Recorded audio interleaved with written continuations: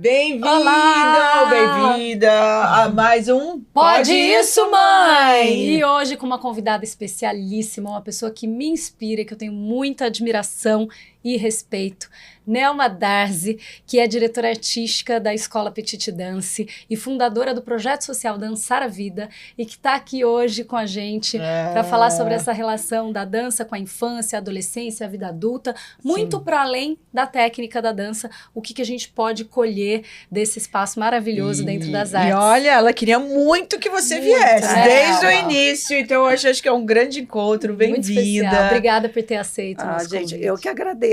É sempre bom falar sobre dança, sempre bom falar sobre desenvolvimento e você é a pessoa que eu admiro também, né? Agora vai entrar o coração neste momento. Gente, para quem não sabe, é uma escola de dança aqui no Rio de Janeiro que tem, ela me contou, há 40 anos. E a gente tem uma referência de bons professores dessa escola, né? Não é à toa que minha filha estuda lá, porque eu não colocaria em outro lugar já. Ela vai ser nossa aluna no futuro. De jazz. Porque eu tenho uma história. Porque deixa ela te contar antes até de se apresentar o que ela aprontou. Minha história foi o seguinte, eu queria fazer dança quando eu era pequenininha. E aí, uma vez eu fui para fazer uma aula, né? Toda menina acho que vai pro balé, né? Começa a iniciar. E isso do que aconteceu, da professora mandou ir pro outro grupo, na verdade. Conta, Regiane, não bota panos quentes na história, não. Conta o que aconteceu. Não, depois de grande, o pior que foi depois de grande, adolescente. Tinha um grupo em São Paulo maravilhoso, eu não lembro o nome agora, mas ali perto da Augusta. E aí eu fui fazer uma aula de balé e uma aula de jazz. Só que eu já tava, né, o corpinho já não tava tão molinho, né? Tava travando, Aí, eu cheguei pra professora e falei, nossa, puxado uma aula de balé nela. Aí eu falei, não, é porque eu vou fazer de jazz. Então acho melhor você ir pro jazz. Expulsou do balé, mandou pro jazz, né? Amor, eu ia atrapalhar tá vendo? a aula, você não tá entendendo. Eu ia atrapalhar a aula. Mas atrapalhou sua carreira. Não, mas é porque a gente adora mexer, né, o corpo, a gente sabe o quanto isso é importante. Eu também tenho uma aula eu tenho uma coisa, essa professora de dança, né, esse início na nossa vida, ela é tão importante, porque eu lembro que eu dancei quando era criança, que eu queria, minha mãe levou, só que já estavam formando para fazer apresentação no final, sei lá, era setembro, ia ter... E aí a Sandra era uma professora linda de jazz, toda negra, aquele corpo. Lembra quando a gente era menina do Flashdance, né? Aquele corpo todo malhado. E aí eu era totalmente descoordenada. Aí eu lembro que tinha uma coisa assim da mão, aí eu fazia do lado contrário. Aí ela me olhava. E aí, amiga, não tem a formação. Eu consigo imaginar você na aula de balé. Viu? Você entendeu, né? Você viu? Amiga sincera é isso, não tem como. É que a disciplina da Regiane é a indisciplina, entendeu? É muita criação. Mas é muito rígida também, me deixa aflita. Aí, lembra a formação, só para encerrar esse assunto, era não tem assim a formação, a primeira... V. Né? 3, 5, né? Adivinha onde eu fiquei? Aqui, ó. Lá na pontinha. Eu fazia um movimento, né? Eu entrava pra coxinha. Eu falei, minha mãe não tá me vendo. Eu saía, né? Eu juro por Deus, assim. E eu queria... Gente, eu lembro que era a música do... Olha como isso é inacreditável. Regiane. Era Milli Vanilli, que depois descobriram, né? Que eles, enfim, não dublavam, não cantavam as músicas. Aí tinha um negócio assim, meio um desenho. Era maiô azul, eu lembro direitinho. Hoje era um maiô azul, uma polaina. Usava muito polaina. A sapatilha e um lencinho, assim. Mas, amiga, era muito bom, porque eu entrava na coxinha, dava errado. Ela quer um pedacinho que você sumiu. Mas eu tô contando só essa história absurda, né? Que talvez eu nem soubesse essa história. Essa eu não sabia. Porque foi uma superação de entrar ali no meio do ano, de querer fazer muito, muito, muito. Ali eu descobri que eu era resiliente, assim, sabe? Eu acho que a dança dá isso também, porque você vai ultrapassando os limites, né? De tudo, a confiança, do corpo. Enfim, era só para começar assim. E depois você dançou na dança dos famosos. Depois eu fiz dança dos famosos. Você assistiu? Eu assisti. Ai, meu Deus! Ai, você assistiu! Olha que honra, hein? Mas vamos lá, me conte como que a dança assim entrou na sua vida, a ideia, o projeto. Acho que é muito importante. Desde criança, eu sempre gostei de dança, música e teatro. E da minha família, eu sou de uma família de 8 irmãos. E meu pai era a única pessoa que trabalhava na casa, então não tinha muitos recursos. E eu corria atrás de poder estudar, de fazer balé. Então, juntava a semanada, que era do lanche do colégio, para pagar o meu balé. Então, sempre foi com muito sacrifício. Você né? é carioca? Eu sou carioca. E tem família... Minha mãe é mineira, meu pai é descendente de libanês, mas nasceu no Brasil. É prima, então. Eu sou também descendente de libanês. Então, e aí eu sempre tive isso, né, de fazer teatro e música, estudei piano também, e fiz teatro também no Martins Pena, na Escola de Teatro Martins Pena. E quando eu fui fazer minha faculdade, para minha surpresa, assim, minha mãe tinha um desgosto danado que eu fosse trabalhar com qualquer coisa de dança. Na época não tinha faculdade de dança, eu fui fazer educação física para trabalhar com a dança, e foi assim um desgosto para minha mãe, porque uma irmã é médica, a outra irmã era psicóloga, a outra engenheira. Eu vou ter uma filha que fez educação física, então, ou que fosse ligada à arte, né? Então, assim, não era uma profissão. Acho que meus pais não consideravam uma profissão. Mas eu fiz assim mesmo, fui fazer assim mesmo. E hoje a minha irmã, até que é a médica, que você conhece, trabalha comigo lá na escola, meu sobrinho trabalha comigo, então, assim, eu fiz a profissão que eu escolhi e consigo ter uma vida, né, inclusive ajudar pessoas da minha família também.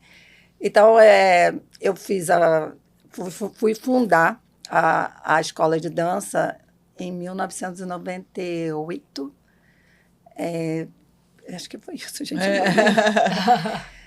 E aí eu abri sempre com essa intenção, né? Vou fazer um projeto social, porque eu não tive a oportunidade de estudar o balé o tanto que eu gostaria. Eu também não tinha muito jeito para bailarina clássica. Viu? Igual não tinha. Igual a minha lá. E hoje tá querendo arrumar uma parceira, uma parceria, né? Tá vendo? Eu não tinha muito jeito. Até deixar esse recado, às vezes a pessoa quer muito na dança, quer muito ser um bailarino, mas não vai ser, vai trabalhar com a dança de outra maneira. E foi assim que eu falei, vou ter minha escola de dança.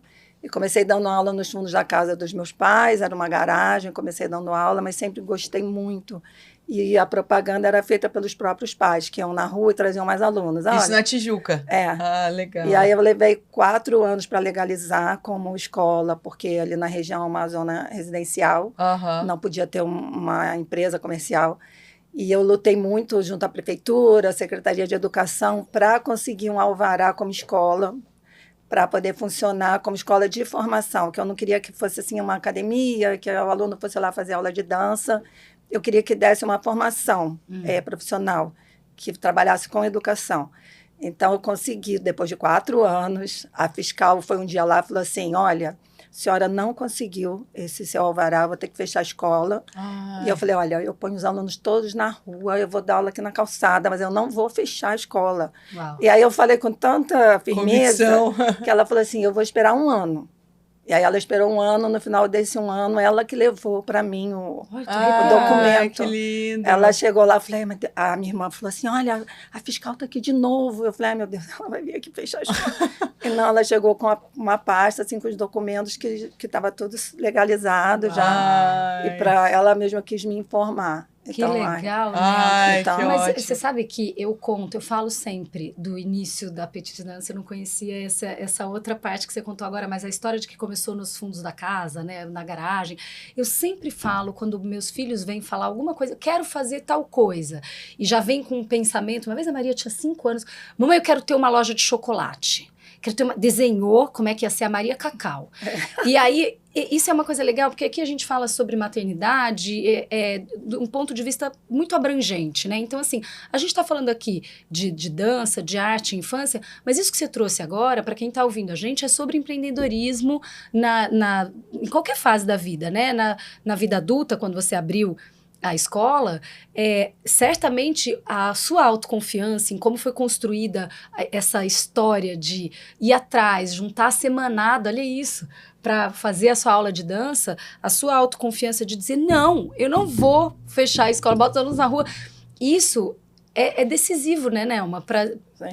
Assim, hoje você tem 4 unidades da escola que só cresce, né? Eu fico assim, eu falo, gente, eu acho uma coisa muito maravilhosa, porque mas é porque é essa tua alma que tá ali, né? Mas essa eu missão. acho que é a arte, amiga, né? Eu acho que quando a arte está dentro da gente, ela é maior. Quando você passa por coisas que quando você olha para ela, você fala, gente, como é que eu fiz? Como é que eu peitei a fiscal? E deu certo, né? Sim. Eu acho que é uma força que vem maior. Acho que a arte... É porque, assim, a gente também não quando a gente é jovem, tem muitas dúvidas, né, em relação à profissão, né? Então, você escuta muitas vezes o que os pais falam, críticas ou orientação.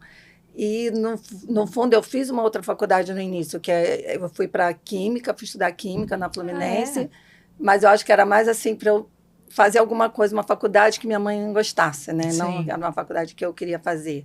Eu tinha 17 anos quando eu entrei na faculdade, muito jovem ainda. E depois você vai vivenciando outras coisas. Aí eu saí da faculdade, fui fazer educação física, mas peitando mesmo meus pais, para você descobrir seu caminho, que eu vejo hoje muitos jovens, né, dentro da escola, que eles não sabem assim, o que eles querem realmente da vida, sabe? Então, isso é muito angustiante, assim. Mas o propósito de vida, né? Na adolescência, às vezes as escolas estão tão focadas no Enem, né? As crianças... Eles vão, exatamente. Então, assim, aí é uma coisa que eu sempre digo para os pais. As crianças sabem as respostas das perguntas que caem na prova e não sabem as que caem na vida. Porque ela não consegue ter esse lugar de... autoconfiança, empoderamento, protagonismo para dizer, é esse o meu caminho, né? É muito legal as mães que estão ouvindo você hoje, com uma história linda, bem-sucedida, contando isso, porque às vezes é uma fala que vem lá na infância, né? Essa criança que juntava a mesada para fazer aula de balé, foi colocando tijolinho por tijolinho. Então, às vezes a criança vem, como a Maria, fala assim, quero ter a loja de chocolate. Então, o que você precisa para começar? E começou vendendo uma trufa, aí compra material, faz, aí vendeu 5 trufas, aí começou com essa história de vender chocolate, que ela queria, depois acabou. Mas a gente não começa com sucesso, a gente começa, e é muitas vezes na infância que isso vai aparecer. Mas é o exemplo esse que eu te ponto de falei, interesse. esse exemplo que eu falei da minha professora, né? Porque era uma professora tão maravilhosa, eu queria tanto fazer parte daquilo, né? E fazer parte daquele momento de subir no palco. Olha o que esse subir no palco com essa professora representou. Porque, né, eu tinha que saber superar as dificuldades do que é a nossa profissão, né? Eu vejo muito por esse lado, assim. Tem muitos pais que me procuram quando os filhos querem fazer balé como profissão, a dança. Aí eles me procuram para saber minha opinião, o que você acha? Porque não dá dinheiro, né? Sempre não dá dinheiro. E eu falo, olha, a dança, mesmo que no futuro esse aluno, o filho, né, vai ser um médico, um engenheiro, um arquiteto, a dança, o que ele aprender aqui dentro vai servir para a vida toda. E eu recebo às vezes mensagens, recebi uma vez flores de uns pais me agradecendo. A filha se formou em medicina, mas o que ela aprendeu na dança é a questão de disciplina, a questão de trabalho em equipe. Sim. Tudo que a dança pode fornecer de benefício, né, para a vida, no futuro, uma vida adulta. Sim. Então, eu tenho muitas ex-alunas que são minhas amigas até hoje, levam as filhas para fazer aula, porque acharam que tudo que elas aprenderam ali no ambiente da dança, de amizade, porque muitas amizades que ficam são as amizades ali, na escola de dança, não são as amizades do colégio. Eu vou em muitos casamentos e eu vejo os convidados, madrinhos, que são os amigos da dança. Então, acho que a dança tem esse poder muito de agregar, né? Além de ser para quem quer seguir como profissão, eu sempre falo, é uma profissão, não sei se você vai concordar comigo, é uma profissão diferente das outras. A profissão do artista, você como artista, né? Que a criança começa a desejar isso desde cedo. Às vezes com 8, 9 anos. Eu tinha isso, eu tinha 10 anos, 11. 8, 9 anos já tem aquela... Já sabe o que quer. Eu tive alunos lá, a Luciana Sagioro, hoje bailarina da Ópera de Paris. Ela foi lá para a escola com 9 anos. Ela não entrou na escola, a mãe levou para eu ver, para ouvir minha opinião, o que eu achava. E assim, fisicamente, ela não era não tinha um diferencial tão grande. Mas ela fez um movimento que é um développé. O que ela lavou? E ela com 9 anos sustentou a perna, assim, a perna tremia, ela não descia de jeito nenhum, sabe? Ela com 9 anos. Eu falei para a mãe dela, olha, se fosse minha filha, eu investiria nela, nessa carreira, porque a menina gosta, sabe? Então, de vez em quando eu tenho que falar isso para os pais, sabe? Eu sempre penso, se fosse minha filha, gastar dinheiro comprando um tchutchu. O tchutchu custa R$ 1.300. O que você acha? Eu falei, olha, Vou falar, se eu fosse minha filha, eu investiria. Então, eu sempre me coloco nesse lugar de... E ela tá hoje na ópera? Ela é bailarina? Ela foi contratada ela ganhou um prêmio no Prix de Lausanne, que é um festival na Suíça, e ganhou uma bolsa de estudo para a ópera. Ela foi com 16 anos, com 15 para 16. Com 17, ela foi contratada. Ui. E agora ela já foi promovida. Que lindo. Não, é incrível, sabe? Incrível. Mas, assim, a gente via com 9 anos, e ela convenceu os pais de morar no Rio de Janeiro, que ela é de Juiz de Fora. Então, assim, tem vezes que os pais conseguem administrar isso, né? Mas é uma carreira difícil, porque começa com 9 anos, a criança tem a questão da competição, né? Porque uma amiguinha já faz determinada coisa, e eu não consigo fazer, eu não faço, só faço uma pirueta. Tem muita questão em relação à competição que a gente tem que estar sempre conversando com as crianças e com os pais também. Sim, eu tenho uma dúvida, assim, que eu vejo muito. É muito difícil quando a menina começa tão menina num balé e entra na adolescência no balé e tem muito a questão do corpo, né? Tem. E assim, de estar magra, de não ser magra, de uma amiga fazer mais e menos. Como que é, assim, você acha que depende de professor para professor? Ou existe alguma coisa na sua escola de dar atenção para essas meninas também? Porque hoje a gente também vem nessa onda das redes sociais, né? Que é um comparativo. Esses dias eu li um negócio que tinha aumentado em 200% o suicídio entre meninas. Sim. Entre meninas de 10 a 14 anos. Sim. É muito gritante. Assim, na hora que eu falei, cara, não é possível. Por quê? Porque tem essa comparação. E a gente não tinha tanto o Instagram, mas tinha coisa do balé, porque às vezes você não tinha o tipo físico pro balé, né? E como é que é isso? Assim, como hoje, né, que a gente já tem tantas informações, como você...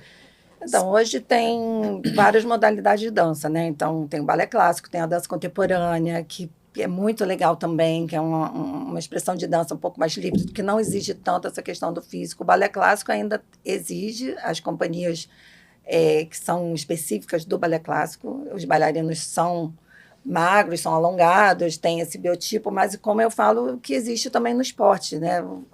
A minha filha quis fazer voleibol, só que ela não era uma menina alta e não ia ser alta. Então, foi jogar vôlei de praia, que ela odiava a dança, né?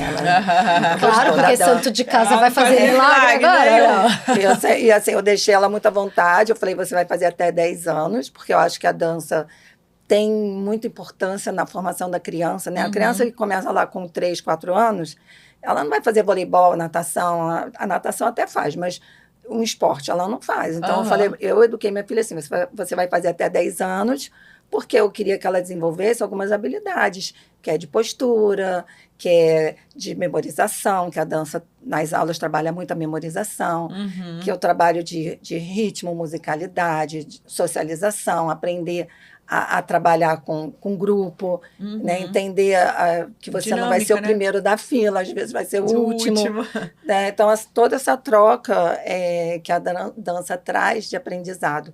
Então, eu acho que quando a criança pequenininha, eu acho que a modalidade de esporte, de atividade física, eu indico a dança e a natação. Né? Depois vai crescendo, vai fazendo outros esportes. No caso, a minha filha foi para o vôlei e não era alta, né? Mas, como na dança, eu também sempre converso com as crianças, a gente não fala mais sobre a questão de dieta. Então, a gente tem uma nutricionista que também foi uma bailarina, e hoje trabalha lá na escola com a gente, então ela que conversa, ela tem muita sensibilidade, muito jeito para falar sobre isso, mas infelizmente, mesmo a gente não conversando mais sobre isso, não pontuando tanto essa questão do peso, ela existe. Então, se o aluno chega aos 18, 19 anos, ele vai fazer uma audição para uma companhia, ele vai deparar com essa dificuldade lá, como também tem a dificuldade de altura. Muitos meninos, por exemplo, são muito baixinhos, então tem essa dificuldade. Mas no esporte, na verdade, eu estava falando do voleibol por isso, porque o basquete também tem que ser alto, o voleibol também, né? O atleta do atletismo, ele também não pode estar muito acima do peso, porque ele não vai ter um bom desempenho, a natação também. Mas existe muita cobrança em relação à dança, porque a dança fala sobre isso, né? Eu estava aqui te ouvindo, né, me pensando, né, a gente acabou de perder a Angel Viana, né, que é uma fala e uma prática muito poderosas no sentido de que a gente não pode dançar com um corpo que a gente não é, né? Que a gente não vai dançar o corpo do coreógrafo, a gente não vai dançar o corpo do professor, a gente vai dançar o movimento. O corpo é esse corpo que a gente é como ele é. E aí eu entendo que existe uma confusão muito grande das pessoas, assim, eu não sou magra, eu não sou gay, eu não posso dançar. Tem uma especificidade no balé clássico que realmente tem uma demanda, né, ali de a questão do biotipo, para a pessoa que quer se profissionalizar, né, no balé, ele precisa ser cuidado, e é para além da dança, é a saúde, né, então assim, um corpo cuidado, magro, né, que se alimenta bem e tudo, ele é para além da questão técnica. Agora, é o que você falou, quantas modalidades a gente tem e que abraçam todos os corpos, Sim, né? Então, vamos usar um exemplo maravilhoso disso. O Léo Jaime, né? Quando ganhou o Dança dos Famosos, o Léo faz balé, né? O Léo faz. E fez, mas ele não vai dançar adora. na Ópera de Paris. Ele não vai dançar na Ópera de Paris, mas ganhou o Dança dos Famosos e as pessoas vibraram porque ele é o mais ali, fofinho, entende? É como se fosse possível, né? Claro. Isso Porque é muito... possível. Porque é possível. Só profissionalmente, né? E aí, eu imagino o quanto você deve viver disso hoje, principalmente, que a gente tem realmente um transtorno de autoimagem muito grande, né? Não, mas eu vivi isso da professora de balé me pesar na entrada, pequena, criança. Você lembra disso? Uma professora que falou assim pra mim, se você tiver fome, você come gelo. Porque se você engordar, você não faz aula semana que vem. E aí eu lutei a vida inteira, a infância inteira, porque eu era baixinha e gordinha. Baixa sou eu. Baixinha eu era, amiga. Eu cresci depois dos 14 anos. Eu era pititica e gordinha. E balé, assim, apesar de ter feito 22 anos de balé clássico na minha vida, o que me fazia estar ali era o carão, Aí toda hora que tinha fala, texto, era eu que dizia os textos, porque a técnica do balé mesmo, eu nunca pertenci, mas eu fiz por todas essas coisas. Porque o balé me colocava num lugar que eu sempre achei muito legal, de postura, de dinâmica, de disciplina, né? De tolerância à frustração, tudo isso. Tanto para a parte física, né? Do trabalho de flexibilidade, a força muscular, né? O trabalho de força, isso... E hoje, agora, a nas últimas... consciência corporal, a coordenação motora, a dança, ela tem uma infinidade de benefícios que pode desenvolver, tanto para o físico como na parte mental também, né? A gente assistiu uma aluna que dançou agora há pouco tempo, pequena, né? Eu perguntei, o que você sentiu no palco? Aí ela falou assim, eu fiquei calma, me senti calma. A dança me acalmou. Eu achei aquilo, eu fiquei tão emocionada com ela falou, a dança me acalmou. Então, como você falou, muitos dos alunos, adolescentes e crianças com problemas de depressão, de solidão, sabe? Porque os jovens conversam muito pelo WhatsApp e na hora de encontrar, muitos falam comigo no WhatsApp e quando passam por mim, eu falo, oi. Nem olham. E a pessoa não olha para mim, não fala, só fala comigo ali no celular, sabe? A gente se fala por aqui. A gente se fala por aqui. Então, é muito triste isso. E a gente tem visto lá dentro da escola, problema muito de depressão que a gente tem que conversar. Então, muitas vezes o professor de dança é aquele que vai ajudar na parte emocional, conversando, observando muitas vezes. São eles que observam uma mudança comportamental naquele aluno e chamam os pais para conversar. Muitas vezes com crianças, né? Teve uma criança que tinha um problema que o professor percebeu que ela não ouvia direito. Então, chamou os pais e realmente ela tinha um problema auditivo. Então, a gente tem que ter... olhar, né? A dança, e eu como diretora, lá sempre oriento da gente não olhar só porque o aluno está aprendendo a nível de técnica, de conteúdo. Como que é esse aluno? Que vínculo o professor está mantendo com esses alunos afetivos para ele poder ter de volta, um retorno? Né? De voltar para que realmente essa criança aprenda, né? Porque se a gente não tem esse vínculo... E sobre os meninos, tem chegado mais meninos, assim? Porque antes de uma época era tão preconceituoso isso, né? Menina vai fazer futebol, menina... Ainda é muito, é muito. Ainda persiste? Se você chega uma mãe lá com a filha para botar no balé e está acompanhada de um menino, eu falo, e o seu filho não quer fazer? O menino já faz assim, a mãe também. Olha. Não, ele faz futebol. Ainda tem muito, infelizmente. Nossa. Temos alunos, crianças, mas são poucos em relação às meninas. E os poucos que tem são pais diferenciados. sabe? Olha. Inclusive, eu tenho um aluno lá que ele tem 13 anos. E aí, no colégio, ele estava sofrendo bullying, porque ele todo mundo sabia, ele é de um colégio religioso. Inclusive, a gente fez uma apresentação no colégio, ele falou assim, ai, tia, por favor, não me põe de malha. Porque os alunos riem dele, né? Mas ele tem demonstrado, assim, uma personalidade muito forte. Eu quero ser bailarino, eu faço balé, mas teve uma fase de estremecer, Difícil. né? Porque Ele tem 13? agora tem Gente, 13. acho que a gente agora chegou num ponto que a gente precisa dar muita importância, né? Atenção, pessoal, momento importante deste podcast. Se você está nos ouvindo, você tem um menino em casa que deseja dançar, busque informação. Porque a gente mata socialmente uma criança quando a gente não deixa vir uma coisa que é tão forte nela. E se você não tem um menino em casa, mas você... ou se você tem um menino que não quer dançar, também converse sobre isso com ele, porque é esse menino que pode estar fazendo um bullying na escola com o outro, impedindo, você estava falando, eu estava lembrando do Osho, que ele diz que educar é fazer a ponte entre a potencialidade e a realidade. Ou seja, né, o que é que a criança já traz dentro dela, que se é uma criança do movimento, se é uma criança que se encanta com poesia, com sensível, e ela quer dançar, e ela é impedida de fazer essa ponte da potência dela para a realidade, porque aqui tem bullying, tem piada com questão de sexualidade, de gênero, de escolha, de opção, é piada com a família. Que mundo que a gente tá, Nelma? Mas ainda tem. Tem muito. Eu vou te falar, não é só em relação ao menino. É uma criança com síndrome de Down, por exemplo, que frequenta uma aula de dança. Eu já ouvi uma mãe falar assim, mas ela vai dançar porque vai estragar a coreografia. Entendeu? Então, uma mãe que fala isso, se fala perto do filho, como que esse filho vai criando crescer? um filho preconceituoso. Falei, não, ela vai dançar, ela não vai estragar a coreografia, inclusive ela vai fazer a coreografia sobressair. E essa menina, ela foi passando, né, de turma de um nível para o outro, aí chegou num nível que tinha que colocar ponta, falei, vai ser prejudicial o físico dela. Eu conversei com os pais, falei, se ela fizer aula de jazz, o pai falou, a mãe falou, eu acho que ela pode fazer, eu quero que ela seja feliz, o que você achar que seja melhor para ela. E foi para aula de jazz. Só que no ano anterior, que foi o último ano dela do balé, eu fui assistir um ensaio, a professora colocou ela ali no fundo, assim, no canto, sabe? Aí eu chamei a professora, eu falei, por que a Lili está ali atrás? Porque ela não está conseguindo acompanhar. Falei, então vamos fazer de outro jeito?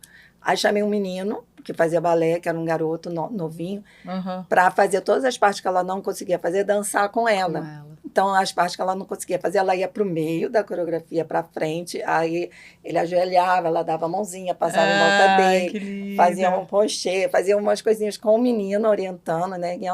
E no final ela terminou no meio, sentadinha aqui no colo do menino, com os bracinhos pra cima. Então, assim, tudo a gente consegue dar um jeito para incluir. Você colocou no foco, né? Você trouxe ela pro foco, né? Não esconder. A gente tá dentro de qualquer ambiente educacional, a gente não lidar com a divergência, né? A neurodivergência e as escolhas, as opções de cada... Mas é diário, né, amiga? É diário, porque essa semana aconteceu, a gente tá gravando esse programa em dezembro, né? E aí uma amiguinha lá do meu filho ficou em recuperação. Você acredita, conversando comigo, que a fulana ficou em recuperação? Não, ela é muito burra. Eu voltei e falei, quem é burra? Eu falei, mas porque ela ficou numa recuperação? Aí eu olhei e falei, mas a mamãe no colégio eu fiquei em 4, quase que eu não passo. Não, mas você era grande, nós somos pequenos. Eu falei, filha, não tem. Qualquer lugar isso pode acontecer. Isso pode acontecer com você isso na semana. Será que ela não tem alguma dificuldade? Será que ela tem TDAH? Eu falei, não sei, mas o que ela merece de você é seu respeito. Você já chegou a pensar que você fala, se ela quer uma ajuda para estudar com você? Ou você não estuda com seus amigos de ligarem, entendeu? Que eu falei isso. Mas é isso que ela falou, é muito próximo. Não é porque a gente faz podcast que os nossos filhos... não, claro que não, pelo contrário. É muito, essa semana que a gente teve de pepino, né? Aqui era uma pra outra. Amiga, olha só, vai precisar conversar em casa. Vai só descascando pepino, vai ver isso. Não, mas é por isso que a gente tá aqui, porque a gente quer aprender, né? A gente precisa. Não, a gente acredita nessa troca, né? De diálogo, do diferencial. Eu posso te falar, eu na escola dos meninos, tem umas 4, 5 crianças, assim, que tem alguma dificuldade, né, de aprendizado. Eu acho que isso é tão bom para eles. É uma normalização, assim, para eles, entendeu? Da situação que antes a gente não tinha. Sim. Quando chegava uma criança com síndrome de Down, fulano tem síndrome... Tinha isso, né? A sociedade colocava isso, era quase fosse escondido, né? Era como se essa criança não pudesse ir para uma... nada. Você sabe que eu vi dentro da Petit acontecer uma coisa muito emocionante agora em agosto, que a Maria voltou, ela estava gravando uma série, né? E quando ela voltou, algumas coreografias já estavam na metade.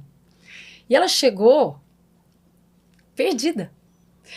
E aí, um dia, eu cheguei lá para buscá-la, elas estavam, as meninas da companhia, numa rodinha com ela lá fora, combinando, cada uma ia fazer uma chamada de vídeo para passar um trecho para ela poder... lindo, né? Aí, então, aí você vai falar assim, será que elas vão ser bailarinas? Não sei, mas gente, elas estão se formando para ser, e é graças a esse espaço coletivo da dança que potencializa o individual e potencializa essa noção de empatia, de altruísmo. O que a outra está ganhando ensinando a coreografia para essa daqui, que faltou um mês a aula? O que ela ganha com isso? Né? Assim, que ela ganha o exercício da empatia, da generosidade, do altruísmo. Eu não tenho que brilhar, né?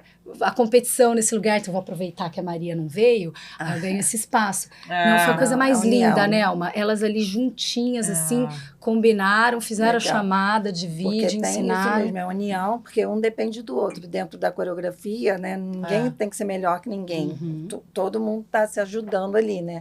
Mas eu ia falar essa questão do preconceito, que eu acho que dentro de uma escola de dança a gente pode trabalhar isso de diversas maneiras, e também eu gosto de utilizar esse tema às vezes em espetáculos. Eu já fiz um espetáculo que fala sobre isso, alguns, né? Sobre a questão de você trabalhar a inclusão. Então, você pode trabalhar dentro de sala de aula, você tem que reunir os professores, você tem que treinar seus professores e tem que ter ideias, né, de coisas que você possa estar incentivando e modificando o pensamento das famílias, porque muitas crianças agem de forma preconceituosa por conta da educação que receberam em casa, do pai e da mãe, né? É muito, né? Você sabe que eu também lembrei que antes da pandemia, o meu filho estava fazendo sapateado lá na Petit, né? E estava amando, estava super feliz. Aí começou a pandemia, ele deu uma desanimada de fazer online porque ele tinha 4 anos. Fez 5 logo no comecinho da pandemia. Quando acabou a pandemia, ele falou, eu quero voltar pro sapateado. E aí teve uma história na escola, que um amigo virou para ele e falou assim, porque ele ficava sapateado, você fica sapateando na sala, né? Quando você começa a aprender, você sapateia em tudo que é canto. E aí o amigo dele virou pra ele e falou assim, você é menino, você devia usar chuteiras e não sapato sapateado. E ele nunca tinha feito futebol. Aí, tá vendo? Nunca tinha se e interessado ele nem pelo gosta futebol. Tanto, né? Até não hoje, é ligado. Né? Não é ligado, Mas né? aí ele acabou que não voltou. Porque eu acho que aquilo por mais que eu tivesse incentivado, aí ele falou assim, então eu vou tocar bateria. Que é uma forma de fazer porque ele sempre gostou da coisa do ritmo. Então, sei lá, sapateado dá, sabe, né? sei lá, se não ia ser Muito um grande sapateador, né? Assim, como a gente precisa cuidar disso, né? Quem tá ouvindo a gente que tem criança em casa, independente de se relacionar com a dança, com a arte, ter essa conversa. Filho, tem alguém na sua sala, algum menino que dança? Saiba que esse espaço é legítimo, que esse espaço é a verdade dele, é a potencialidade dele. Não é porque ele é menino que ele tem que gostar de futebol. Né? E tem uma coisa que eu ouvi, não sei se a gente estava junto, agora eu não lembro assim, mas alguém falou assim, que essa fase de 8, 9 anos, que a criança começa e desiste. Eu quero fazer isso. Desiste. Aí alguém falou assim, mas essa é a melhor fase para essa criança, né, fazer esses testes, né, de você parar de experimentar para ver onde ele se encaixa, né, o que ele quer ali fazer, onde ele vai, onde ele quando é voluntário, né, você deve ter muito isso de migrarem dentro dos cursos ali. Saiu do jazz, foi pro... A maioria começa no balé, aí depois vai para dança contemporânea. Dança contemporânea a gente tem hoje para criança também, mas muitos vão para as danças urbanas, porque as danças urbanas têm uma linguagem muito próxima do que os jovens gostam, Mas é um hip hop? Inclusive crianças pequenas hoje fazem danças urbanas, que é o street dance. Né? O street dance, hip hop não, street dance. Que acho que se identificam com a música também, mas eu sempre falo com os professores, quando é um momento do espetáculo, que a gente não tem que usar só aquelas músicas que elas estão acostumadas a usar. a gente tem que levar outras propostas para que as crianças Sim. conheçam É. outras músicas, e não só aquilo que elas escutam, né, no celular e dentro da aula do street dance. E funciona bem. A gente agora fez, você viu, Bola de Meia, Bola de Gude, do Muito Milton legal. Nascimento. E às vezes, antigamente, o professor falava assim, mas não é o ritmo do street, mas se esforça que você é criativo, você vai conseguir. E nome são as melhores coreografias. Esse era o quê? Era uma música? Do Bola de Meia, Bola de Gude, do Milton Nascimento. A turma do street de criança que dançou. Foi não é como se não demais. tivesse o ritmo, assim, é isso? Não, Ela quis usar não é a uma música. música que elas escutam, né? Sim. Dentro dessa coisa do hip hop e tudo. Mas elas amaram, igual eu fiz Beatles, já com turma de street maior, para elas conhecerem que bom. e conhecer coisas Eu diferentes. tenho essa né? preocupação, porque eu fico arrepiada quando meu filho, mãe, coloca isso. Você fala, que música é essa? Filho, não, gente. vamos voltar, vamos pro Tom Jobim, vem Gilberto Gil. E música, tá, já, né? Muita coisa é ruim muita coisa, na muita internet. coisa ruim. Que eles cantam, crianças cantam. Um dia, sabe o que eu fiz? Um dia eu peguei e falei, filho, sabe o que essa música quer dizer? Não, entra lá naquela página de tradução, letras. Aí ele começou, Horrorizado. ficou horrorizado, porque é mais um ritmo que ele gosta do que a letra em si, né? Que é a letra. Pra tentar. As músicas em português. Agora, posso falar uma coisa que eu acho muito bacana? Eu sei que pode isso, mãe, mas as mães também podem dançar, não é? Fundamental. esse Como pedaço. que é esse movimento? Começou a ficar mais popular, eu acho, Sim, muito. de alguns anos pra cá. Muitos anos Da mãe, né? Da mãe Sim. lá e fazer esse... Eu tenho uma vizinha que ama, que vai dança, que tem apresentação. Ela sempre fala muito empolgada. Ela é mãe de 2 filhos, assim. E eu vejo que ela é muito feliz. A própria Fátima Bernardes, gente, também ela ama, né? A Fátima. E a gente começou já há algum tempo, já tem bastante tempo. Doutora Mariana Eram também. turmas com poucas pessoas, né? Sim. Porque muitas mães levam a criança e falam assim, eu quero que ela faça o balé, porque é meu sonho. Eu escuto muito isso. Era meu sonho ser bailarina. Ou outras falam assim, não, já fui bailarina, quero que a minha filha faça balé. Aí eu sempre falo assim, por que então você não se matricula também? Tem balé? Mas eu já tenho 50 anos. Eu falei, mas eu tenho alunas com 80 anos fazendo balé. Sim. Então, a mãe fala, tem, então você vai ser a mais jovem da turma se você está preocupada com a idade, né? Porque muitos se preocupam com a idade, né?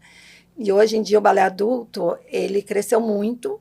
Eu sinto uma felicidade em quem está fazendo. Na hora da apresentação, acho que são as turmas mais felizes. Que eu vejo, assim, existe uma produção, elas querem fazer uma maquiagem caprichada, um cabelo, vão para o cabeleireiro pentear, para virem, assim, muito lindas, se preocupam muito com a roupa que elas estão usando, querem roupas sempre bem elaboradas, né?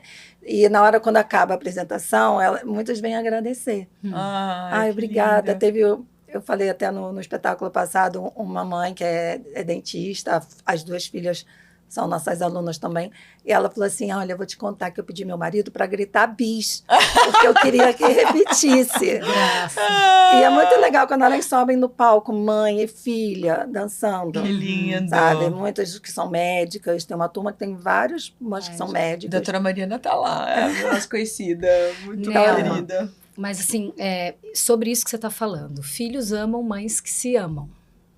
Então, a partir do momento que você incentiva uma pessoa que chegou ali, adulta, dizendo que é o sonho dela, e olha que loucura, porque ela não vai realizar o sonho dela através da filha, não tem como, né? E você dá esse passo de incentivar a mãe, o autocuidado dela, o que ela está promovendo de bem-estar para ela, porque dançar libera os 4 neurotransmissores do bem-estar. Endorfina do movimento, né? A serotonina do fazer algo por si, né? Da condição de aprender algo e realizar esse algo, ocitocina no contato, dopamina no prazer. Ou seja, ela fica ali 1 hora fazendo uma aula de dança, ela sai com a neuroquímica dela em ordem para ter paciência com o filho, acolhimento com o filho, para ser inspiração para o filho. Então, que maravilhoso isso que você acabou de dizer, é uma aula de educação, né? Eu tinha uma mãe que ela falou pra mim assim, depois que eu entrei pro balé, melhorou meu relacionamento com meu marido. Claro. Porque a gente brigava muito. Agora, se eu for me estressar, eu vou pra aula de balé. Fazem jazz também, sapateado. Tem turma de adulto balé, de jazz e de sapateado. Olha, e eu acho que é aquele que eu falo, né, amiga? Que é aquela 1 hora, né? Que todo mundo pergunta, qual o melhor conselho que você pode dar pra uma mãe? Eu falo, é 1 hora pra você. Ou pra você dormir para fazer massagem, ou para sair, ou para falar com a amiga, ou para não fazer nada. Mas assim, e o tempo de uma aula, né? É 1 hora, que é uma autoestima, né? Um resgate de autoestima. Ainda mais quando a mãe começa a criar, o filho tá com 10, 13, 14 anos, é meio, opa, e agora? As crianças estão indo, onde é que eu estou, né? Então é esse resgate, assim, eu até posso, eu vou falar assim, convicta aqui. Eu já tinha sido chamado para Dança dos Famosos, não tinha aceitado, e dessa vez eu fui, porque todo mundo falava, você vai ver o quanto é legal, você vai ver. E eu posso falar que foi uma das melhores experiências que eu tive na minha vida.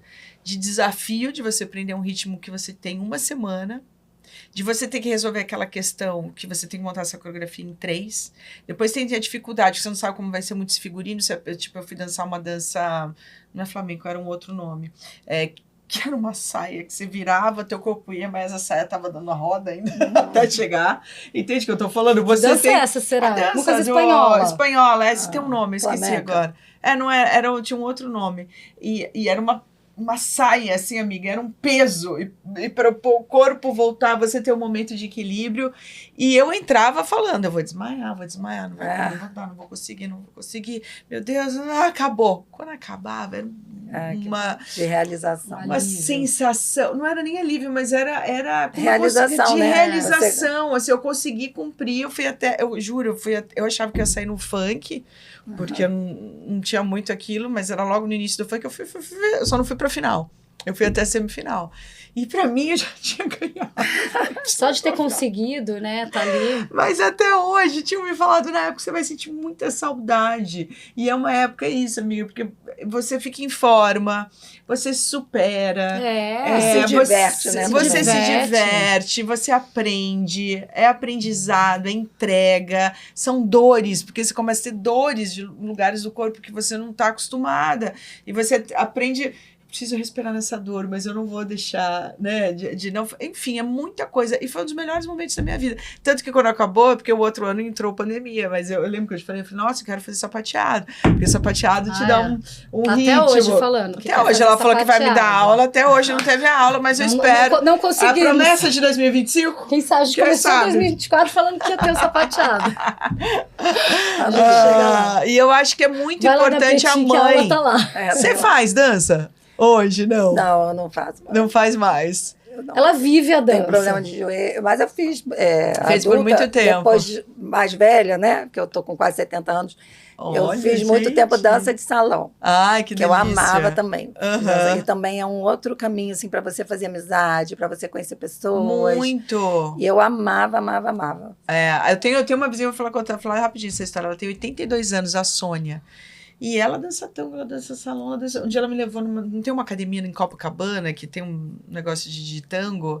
Amor, ela arrasava. E ela falava, dança é a minha vida. É maravilhosa. Sabe aquele documentário da 82. Netflix, o Blue Zones? Vocês já viram esse documentário? É um documentário que é original da Netflix sobre qual é o estilo de vida das pessoas que vivem mais de 100 anos. Então tem um mapeamento assim, do mundo, onde são essas zonas azuis. Os lugares, espaços, as comidas, né? Como vivem essas pessoas que têm uma expectativa de vida superior a 100 anos. E a dança aparece em praticamente todas. Sim. A prática da dança, porque a gente sabe que ela fortalece, isso que eu acabei de falar dessa neuroquímica, o movimento, e a dança coloca o movimento de maneira lúdica, no sentido do recorte do tempo e do espaço, né? Quantas vezes a gente não ouve, nossa, já acabou a aula? 1 hora, né? Assim, como assim? Parece que eu perdi a noção do tempo. Esse estado que a gente leva ao nosso cérebro, que a gente leva ao nosso... a nossa condição através do movimento, ela é extremamente benéfica para a imunidade, para o fortalecimento das conexões neurais, que vão prevenir Alzheimer, que vão prevenir perda de memória, né? Que o mundo contemporâneo está indo na contramão. Porque eu queria que você falasse um pouco sobre isso, Nelma. Dentro da sala de aula e na faculdade de dança, onde eu dou aula, eu estou percebendo isso, assim, com uma força muito grande, principalmente pós-pandemia, que é os jovens adultos que eu recebo na faculdade e as crianças e adolescentes em sala de aula diminuíram drasticamente a sua noção espacial, percepção do corpo, sabe? De coordenação motora global. por conta do uso excessivo de tela. Muito, é. Fala Só para sobre falar isso que a gente. Marina, gente, dá aula, né, na faculdade de dança. aqui do Rio de Janeiro. Pouca gente sabe disso. Ela dá aula lá no fundão, enfim. É porque as pessoas pensam que eu dou aula na faculdade de teatro, né? Exatamente. É só para falar sobre isso, para as pessoas Regiane entenderem. Alves, sempre fazendo atualização dos currículos. Exatamente, é padrão de qualidade. É o isso. nosso controle de qualidade, Exatamente. gente. Estético e curricular. Conta, né? Então, a dança traz isso. Até você estava falando, eu penso a criança pequena, né? A gente trabalha essa questão do espacial dentro da sala de aula, muito, é um dos primeiros conteúdos desenvolvidos, é o espaço, a música. E no palco é muito bonitinho quando a criança entra, que ela sabe qual é o lugar dela, né? Você ensaia sempre numa sala menor e vai para um palco num espaço muito maior. Sim. E aí quando a criança entra, que alguma outra amiguinha pegou o lugarzinho dela, ela vai lá Tira. e resolve o Sai problema. daqui. E muitas vezes ela tira e aponta o seu lugar, aquele ali.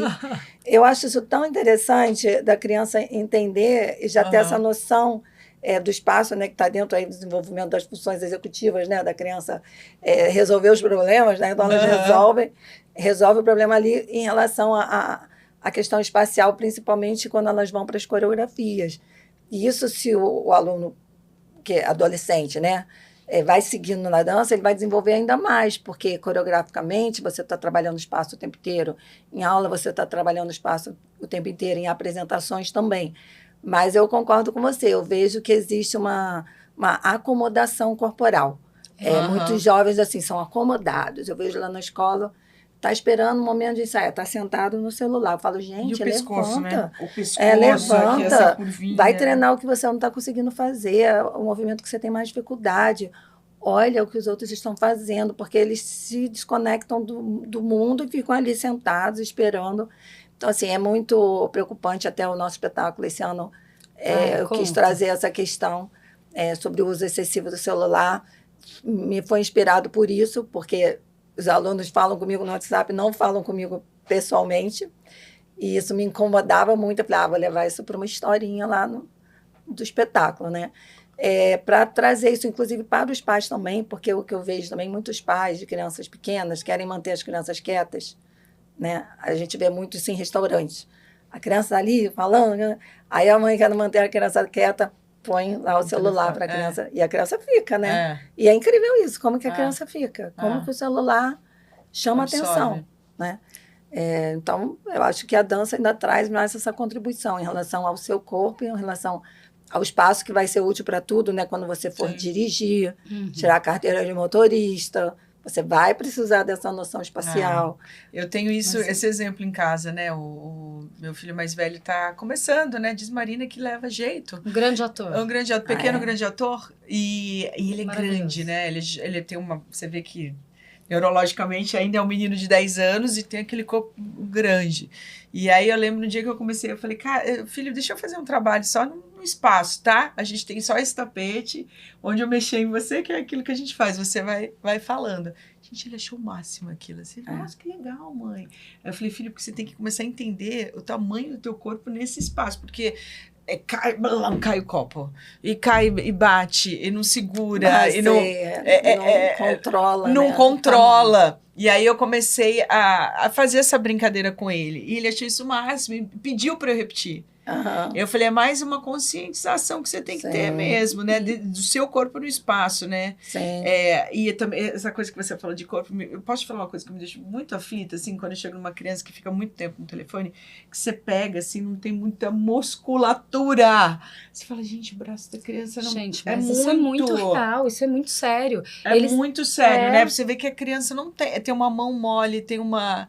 Não, o dedo é diferente. Eu tô percebendo isso, assim, cada ano eu fico mais assustada. Dentro da sala de aula eu falo assim, não, peraí, 30 anos atrás, eu comecei a dar aula muito nova, né? Comecei a dar aula de sapateado com 13 anos. Aí com 17 comecei a dar aula de teatro. Olha que loucura, 13 anos na academia onde eu fazia aula, a professora teve que fazer uma viagem, e aí você vai dar esses 15 dias no meu lugar. Eu falei, eu? Aí minha mãe...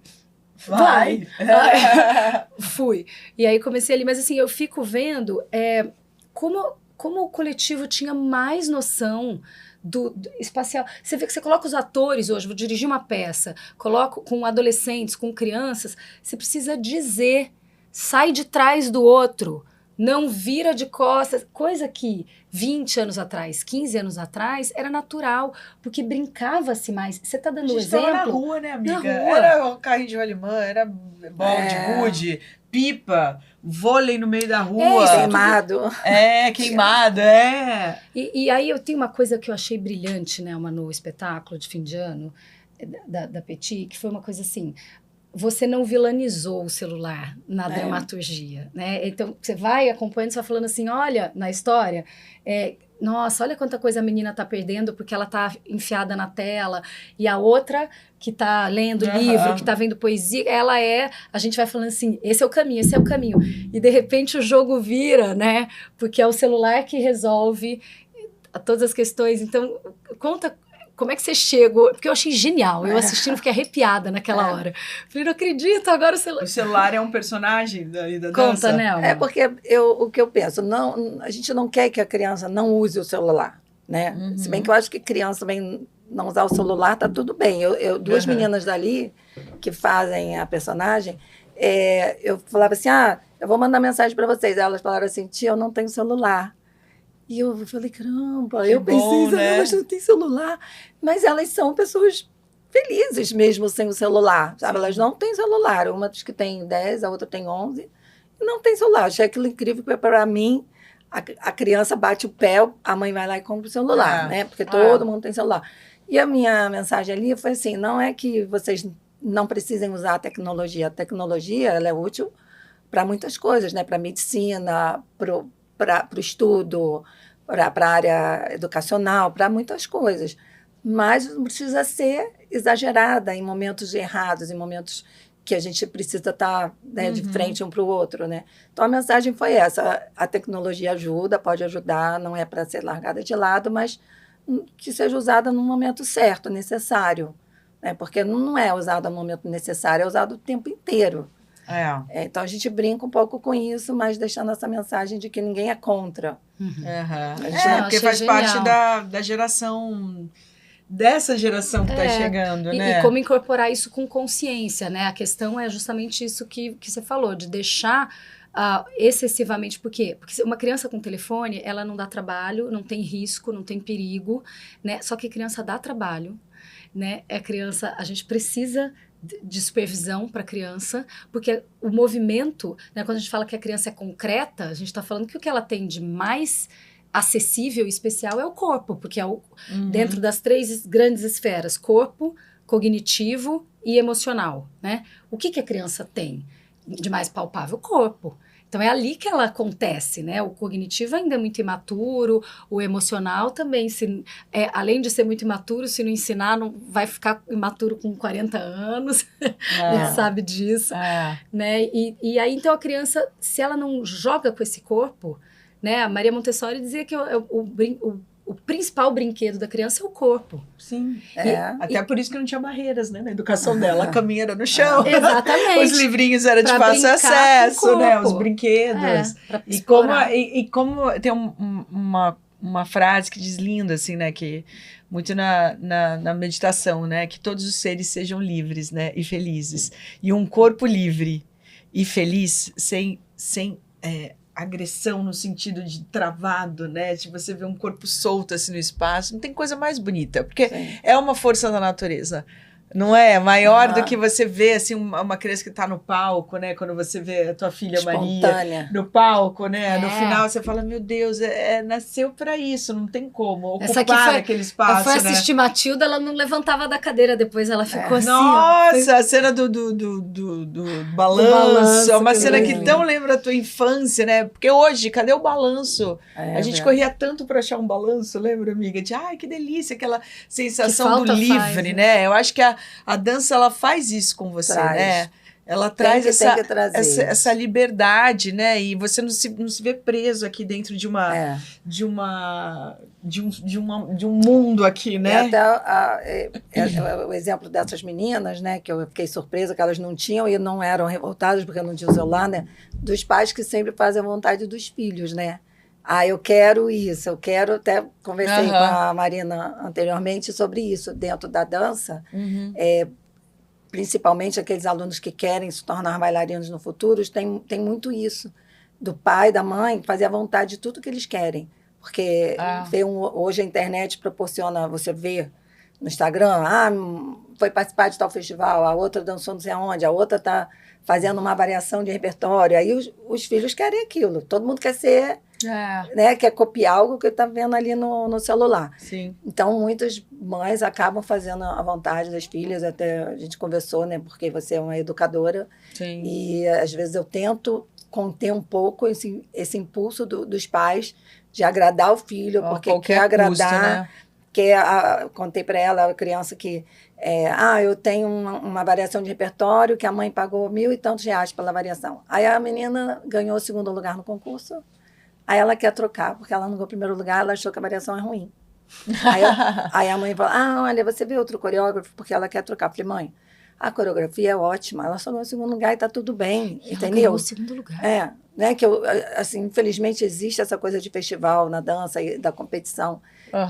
Tem uma certa lado que é legal, porque elas acabam progredindo, vendo outros alunos, outros bailarinos. Que nem acabam, um teste pra gente, né? Uma audição. Assim, né? Superando, né? Então é um momento que tem muito aprendizado também na competição. A competição não é só olhar a coisa ruim. Se a gente souber direcionar, ela vai ter um lado bom e um lado ruim, né? E aí eu converso com a mãe, não precisa trocar. E a mãe, não, mas eu quero trocar, porque ela quer trocar. Aí vai lá, paga outro coreógrafo e troca. Mesma coisa com o figurino. Ela não gostou do figurino, porque o figurino não está valorizando. Mas, gente, o figurino está ótimo, não tem que trocar. Mas tanto faz, e a menina diz com esse figurino, eu não vou dançar. E a mãe pega e fala, ela não vai dançar com esse figurino, né? Ela tem que trocar. Entendeu?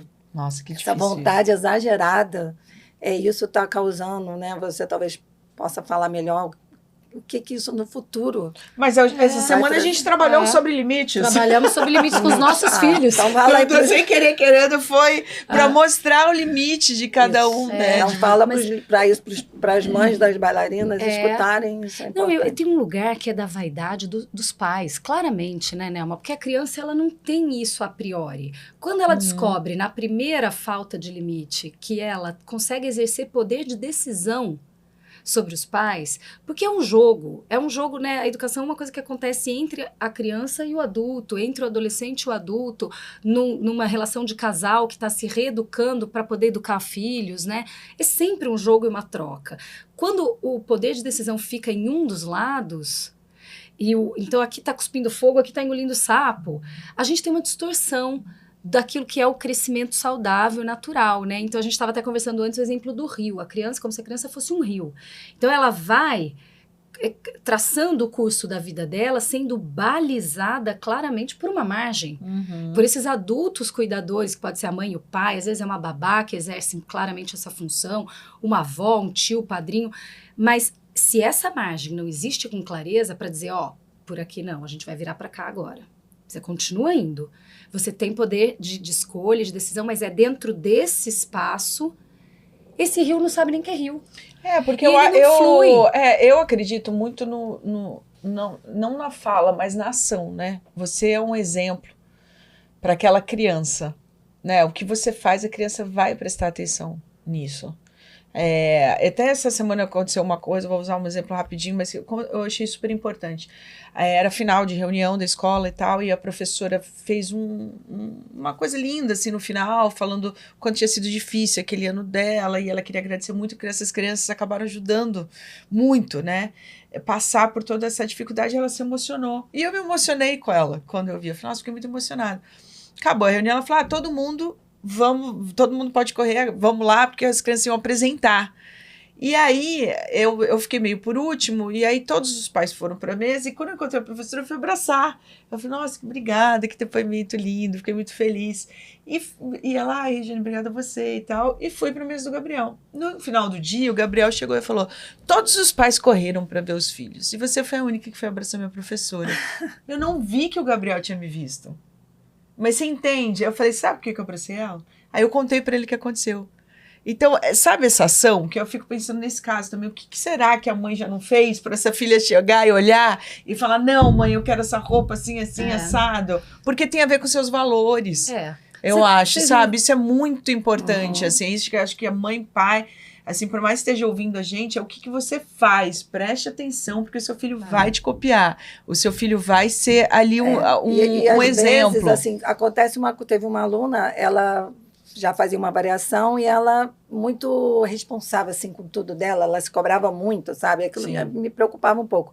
E aí ela errou uma coisinha lá no palco, besteira, que ninguém da escola ligou e deu valor, só que a mãe exagerou tanto aquilo e ficava falando na frente da menina, quando os pais também manifestam o pensamento deles na frente dos filhos, ficou falando, porque foi uma vergonha, porque ela fez isso, porque ela não estava preparada, porque vocês não prepararam ela direito. Falei, mãe, ela só caiu, levantou, e tá tudo bem, ela só tem 12 anos, e qual é o problema disso? Não exagera, porque isso vai ficar na cabecinha dela, mas tanto a mãe fez que a menina depois não queria mais. São os pais coachings. Os pais não podem falar coisas na frente das crianças, o que eles pensam. Chama a gente num canto e manifesta lá a raiva deles, e a gente vai conversar e tudo, mas quando eles falam e a criança escuta, né? Tudo que o pai fala, a mãe fala, a criança vai absorvendo, sabe? Vai ficando, vai se impressionando com aquilo. Sim. Né? Vai acreditando naquilo que ela está ouvindo da mãe. Mas é muito louco, porque assim,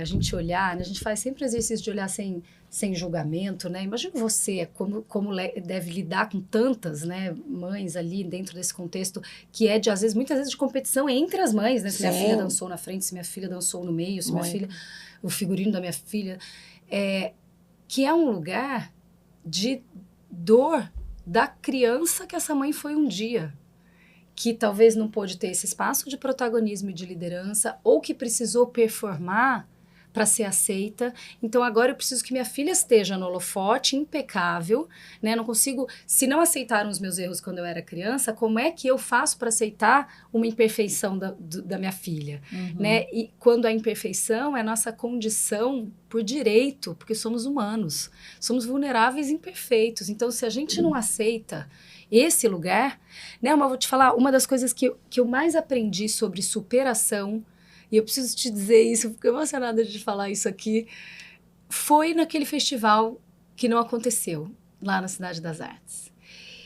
Eu olhava a Nelma, tudo montado, tudo pronto. Mas o que teve? Teve um problema técnico. Nós ensaiamos na sexta-feira, teve ensaio normal, acabou 10 e pouca da noite. E no dia seguinte, porque a gente vinha pedindo o alvará do Corpo de Bombeiros para o teatro, Cidade das Artes.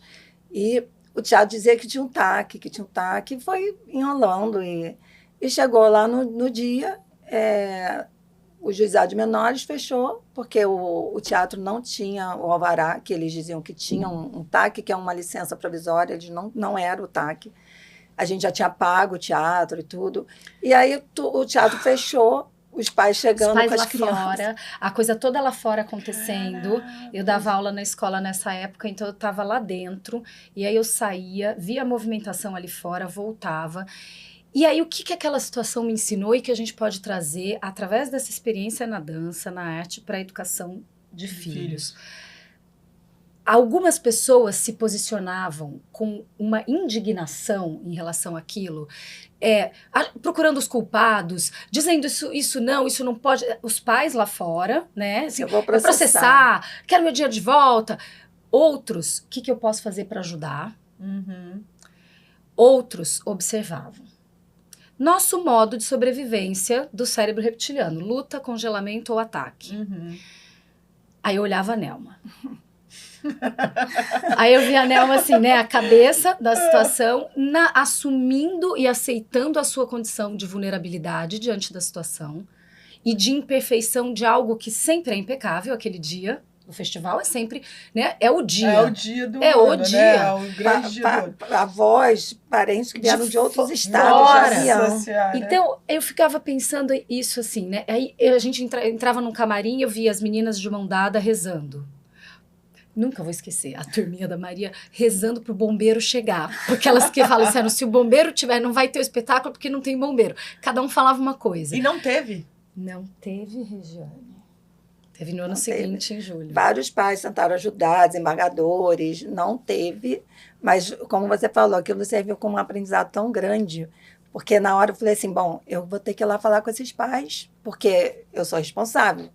E aí eu fui andando. Nossa, eu não esqueço Aí era um isso corredor assim, a os gente pais de lá mão dada, fora, assim, sabe? E eu fui andando. Aí quando eu virei assim para trás, estavam os professores vários atrás de mim. Ai, que delícia!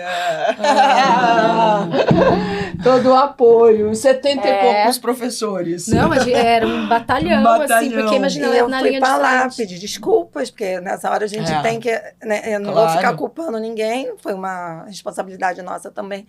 E aí eu fui pedir desculpas e depois dali tive várias reuniões com vários pais que queriam processar, que queriam falar. Meu Deus! Aí teve um que foi muito, eu vou falar, esse pai especificamente era produtor da Globo, fazia não sei o que da Globo, e foi lá, porque você tinha que ter, porque não pode trabalhar com criança, tem que ter. Eu só ouvi ele falando, porque você... E aí eu fui tentar explicar qual foi a situação, e tudo nisso o celular dele tocou.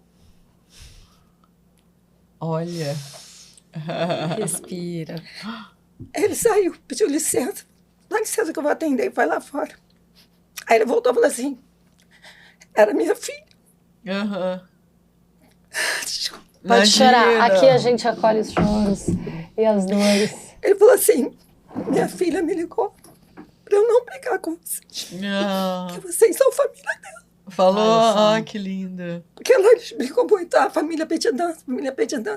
E aí ele falou, minha filha me ligou pedindo pra eu não brigar com vocês, porque vocês são a família dela. Ai, que lindo. Senhora, me desculpa. Olha só. Eu vou esperar, porque eu prometi para todo mundo que ia ter o espetáculo no ano seguinte. Nós íamos fazer o espetáculo, ia ser mais bonito ainda. E foi a coisa E mais foi linda. um custo para fazer aquilo, porque você imagina, a criança cresce, o figurino não cabe mais. Criança que saiu do balé e foi para o Street Dance. Nossa! A gente teve que administrar tudo isso, mas isso tudo foi feito junto com os professores. A gente criou um grupo de professores que estavam ali mais presentes assim, para ajudar. E foi um trabalho assim, muito de equipe, um trabalho de formiguinha, lindo. De todo mundo que estava ali envolvido no processo, né? O rapaz do telão falou, não vou cobrar da senhora, o iluminador, não vou cobrar da senhora. A figurinista, não, eu vou consertar, mas não vou te cobrar isso. Então, assim, foi muita ajuda vinda, sabe? Nossa. Então, como você falou, às vezes a gente passa por situações, né? Sim. Que aquilo parece, né, hoje falar assim, mas foi só uma apresentação. Não, era muito importante para muita gente. Lógico. A gente teve que devolver o dinheiro de passagem aérea. Nossa! De pessoas famílias que vieram de outros estados. E assim, tudo que tinha que... Quem não quis dançar no meio do ano. Mas não é uma culpa sua, né? Então, que difícil, mas né? No fundo né? Então, assim, a gente devolveu o dinheiro de muita gente que não quis. A maioria dançou. Só foram poucos que pediram a devolução, a gente devolveu o dinheiro, então foi bastante prejuízo, assim, sabe? Mas o que fica legal de tudo isso é a gente falar assim, nossa, no dia do espetáculo eu paguei para o Jonatas, que estava em Cuba, dançando em Cuba. Eu falei, eu quero que você esteja aqui, porque você estava aqui. Você vai voltar, eu paguei a passagem dele para ele voltar, para ele dançar, que eu falei, é importante você estar aqui. E aí ele é um aluno nosso, que é do nosso projeto social, que ganhou uma bolsa para... Estava fazendo balé em Cuba. E então eu queria que fosse tudo do jeito que eu tinha planejado. Eu fiz outro cenário. Olha! O cenário estragou. Tive que Vamos falar em projeto social, é legal, né? É legal a gente falar. Eu queria só fechar uma analogia que eu fiquei fazendo naquele dia, porque é isso. O que traumatiza os nossos filhos, o que complica o desenvolvimento de uma criança, de um adolescente, não são os eventos em si que eles vivem. É a forma como a gente lida com os eventos, né? Então, aquilo que aconteceu, eu ali olhava e pensava, onde eu posso ser útil? Eu lembro que uma hora, a sua avalanche ali, provavelmente você não vai lembrar, mas eu lembro que uma hora eu sentei do teu lado na muretinha, ali bem na saída, aqui, na entrada dos alunos, na lateral, uma hora você ficou sozinha ali. E aí eu sentei do seu lado e só fiquei sentada do seu lado. Porque eu falei assim, se a Nelma souber que tem alguém aqui disponível para, se for precisar... Porque eu falei assim, o que a gente... o que a gente faz numa situação de crise? né? A gente tenta entender como é que a gente pode estar ao lado Sim. dos nossos... Fazendo analogia, né? O espetáculo é o seu filho. O festival era o seu filho. Então, você estava vendo ali o momento que o barco afunda, né? Que a gente fala, a gente solta, a gente é o continente. A gente solta esse filho, que é o barco, para navegar. Aí vai ter ondas confortáveis, vai ter tsunami. E uma hora, esse barco vira. E ele precisa saber para onde ele volta, né? Na hora da tempestade. Ele precisa saber para onde correr. E se a gente educa os nossos filhos, voltando na questão da mãe que quer mudar o figurino, que não dançou na frente, não foi bom o suficiente, ficou em segundo lugar.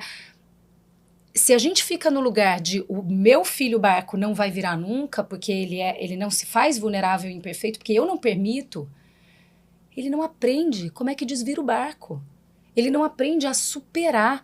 Quando, em julho, a gente voltou para a apresentação, e daí eu tinha coreografado a Wandinha do sapateado lá antes, junto com o Thiago. E aí, em julho, eu já não estava mais, né, no sapateado. E aí eu sentei na plateia para assistir. Quando eu vi aquilo e te vi entrando no palco no final, eu falei, é sobre dar as ferramentas pro teu filho desvirar e dizer... Talvez essa não tenha sido a última queda. Talvez a gente ainda vai encontrar outra lá na frente. Mas o que interessa é que a gente entrega as ferramentas para essa criança se recuperar das quedas. Então, é um namoro que termina, é um bullying que ela sofre na escola, é uma nota baixa, é um repetir de ano, é um não que ela ouve numa tentativa profissional. Não é minha função querer que isso não estivesse acontecendo na vida do meu filho, que ela não pegasse o segundo lugar e desenvolver esse lugar de autocobrança. Não, e como a dança é poderosa nesse sentido, né? Literalmente, caiu, levanta. Isso que você falou. Aconteceu uma situação catastrófica ali.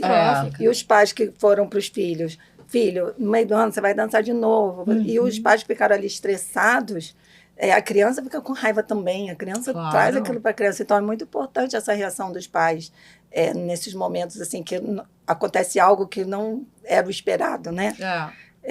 Você não vai poder ter a sua festinha agora, você não vai poder ter você essa é a roupa cabeça, agora. né? Você é que comanda ali a gente nesse sentido, né? De controle ali, né? Que você vai fazer tem que ter o seu controle da situação, né? Porque senão a criança vai pegar, não vai ter como. Muitos pais foram solidários, advogados. O Luciano Huck, que é filho da nossa aluna, me ligou no dia, na hora, né? O que está acontecendo? Eu posso te ajudar? Nunca falei assim pessoalmente com ele. Eu posso te ajudar em alguma coisa? A sua filha que faz ali o Instagram, fala com ela para fazer isso, assim. Então, assim, foi muito bacana, assim, sabe? Esse carinho das pessoas. Tinham outros lá atacando e outros... então, essas crianças vão ser mais saudáveis. Exatamente. Esses pais mais solidários. A criança que saiu de lá sendo acolhida pelos pais, dizendo, né, tudo bem você ficar triste. A gente via isso, a mãe abraçando a filha, chorando, porque elas... Imagina, os bailarinos ficaram destruídos ali, frustrados. Então, tudo bem você ficar triste. E olha só, isso vai ser resolvido, alguma coisa vai acontecer. Pensa no que também está acontecendo lá dentro, enquanto as pessoas estão sofrendo esse desenvolvimento de empatia. E aqueles que saíram, isso eu vou processar, isso não é justo, isso não pode acontecer. A gente faz o evento traumático virar educação, né, na vida das crianças. É a grande oportunidade, né? Basta olhar, né? Basta. De educar. Mas fale um pouco sobre o projeto social. Como que funciona? Então, eu fundei o projeto por conta daquilo que eu falei lá no início, né? Que eu tive que interromper. Acho que eu nem sei se eu falei isso, mas eu interrompi minhas aulas de dança quando criança, porque meus pais, família de 8 filhos, criava uma menina que a minha mãe criou. Então, éramos 9 e meu pai não tinha mais condições de pagar. E por isso eu parei de fazer as aulas de dança bem novinha, aí só voltei quando eu já fazia faculdade, podia pagar meus estudos, né? E aí eu falei, eu quero ter um projeto social, eu quero oferecer bolsa para aquelas pessoas que não conseguem pagar, né, as aulas. E aí eu tive, nessa época, uma síndrome do pânico, muito forte. Uma síndrome do pânico que eu não conseguia sair da minha casa e ir para o trabalho. Sim. Eu tinha que tomar remédio, e isso dirigindo, e eu ia passando mal, suando, passando mal. E quando eu chegava no trabalho, passava. Eu tinha que estar perto de pessoas que eu conhecia, e não sei, foram alguns anos.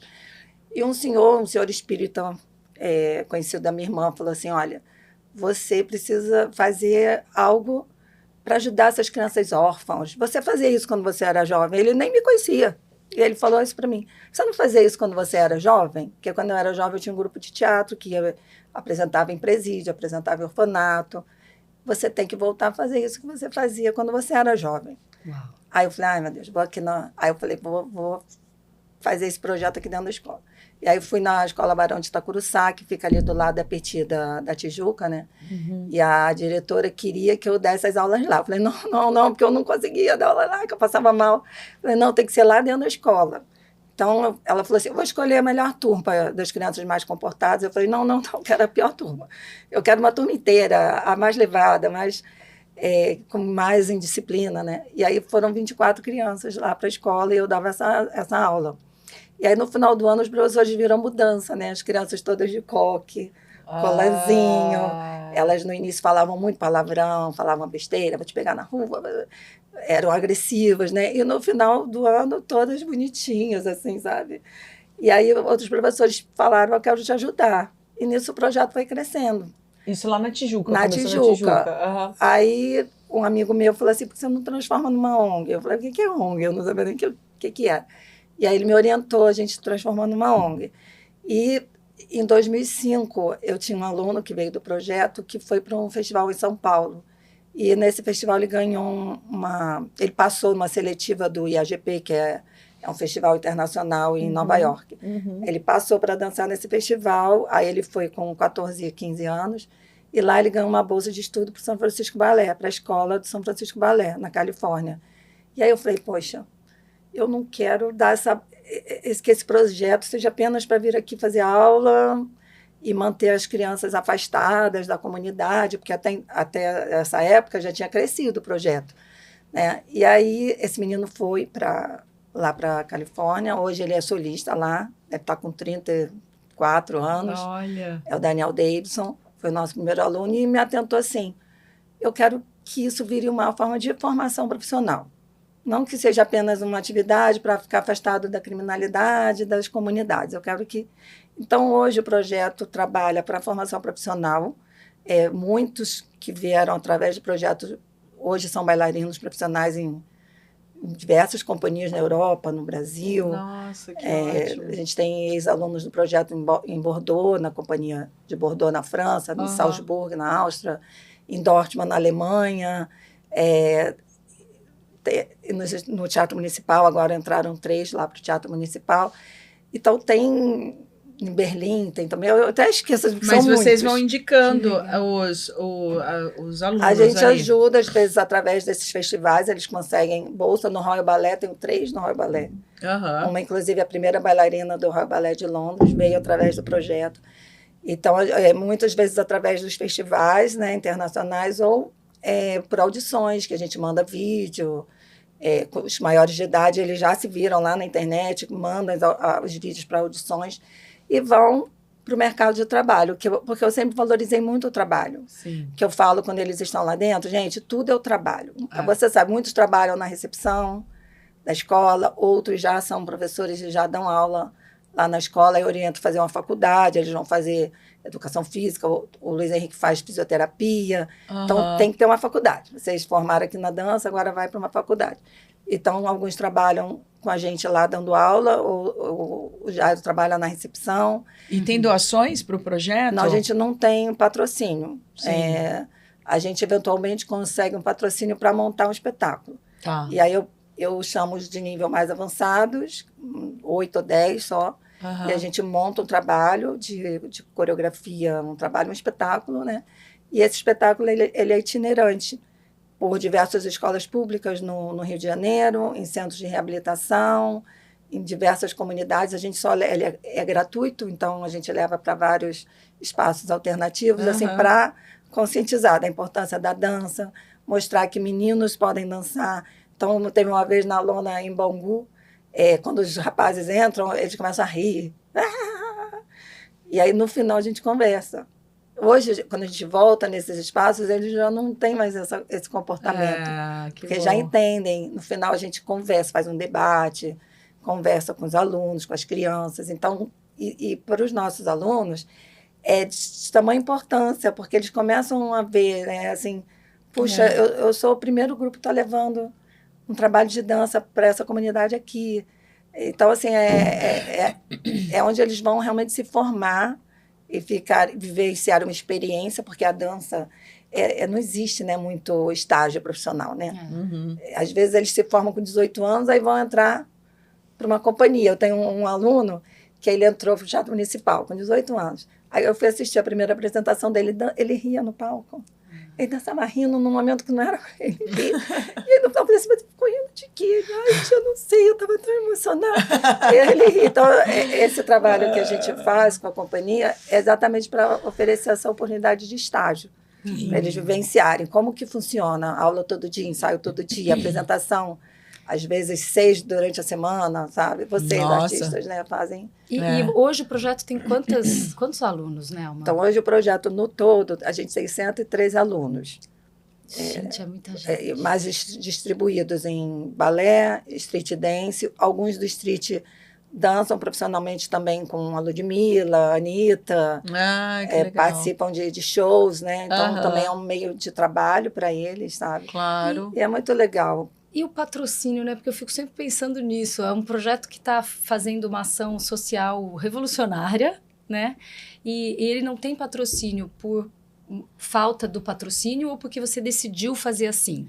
Não, assim, eu gostaria até de ter o patrocínio, mas eu acho que por ele funcionar dentro de uma escola, todo mundo acha que a gente é rico, né? Não precisa estar dentro de uma escola. Só que ele só funciona bem porque é dentro da escola. Uhum. Porque os projetos que acontecem nas comunidades, numa quadra, toda esburacada, então não vai oferecer. Tem estrutura, né? E ali eles convivem com as crianças normais. O projeto ele não é separado. Ele está incluído em toda a parte escolar, né, de alunos.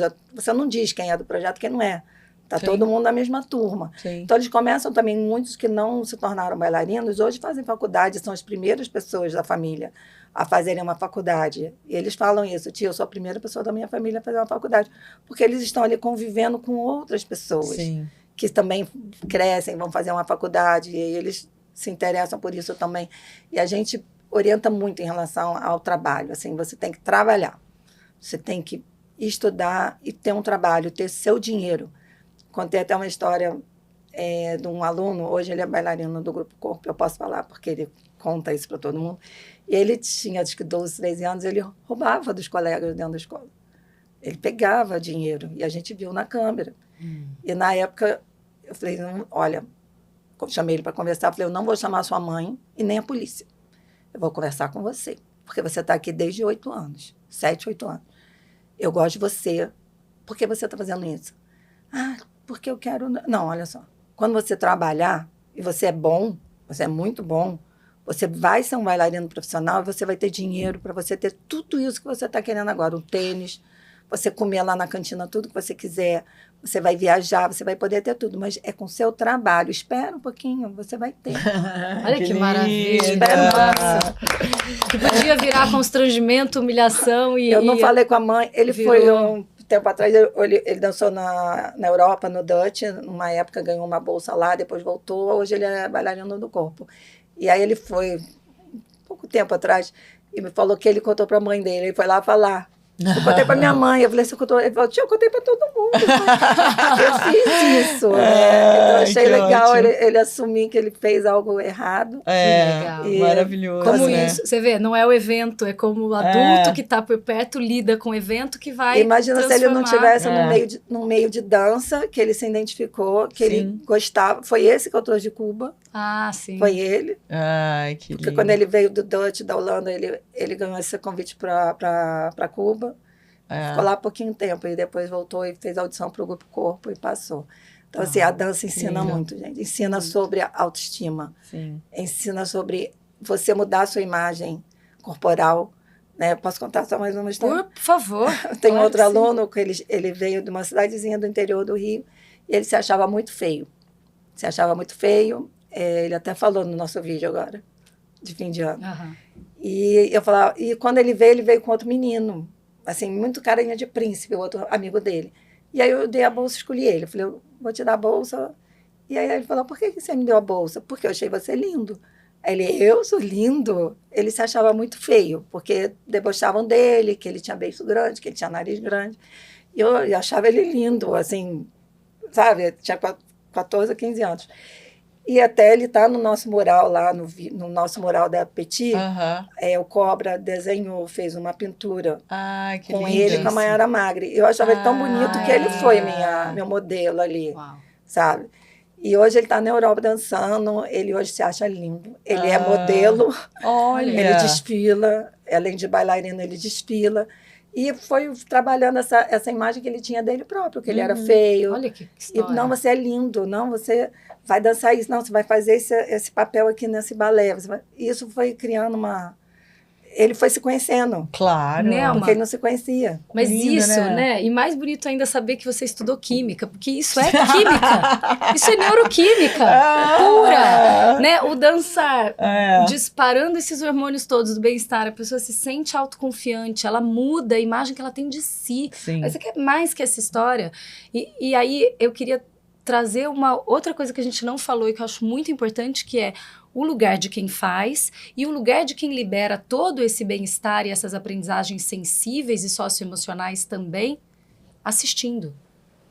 Né? Então, assim, até que ponto nós, como mães, incluímos na rotina de entretenimento e educação dos nossos filhos ir a um espetáculo de dança?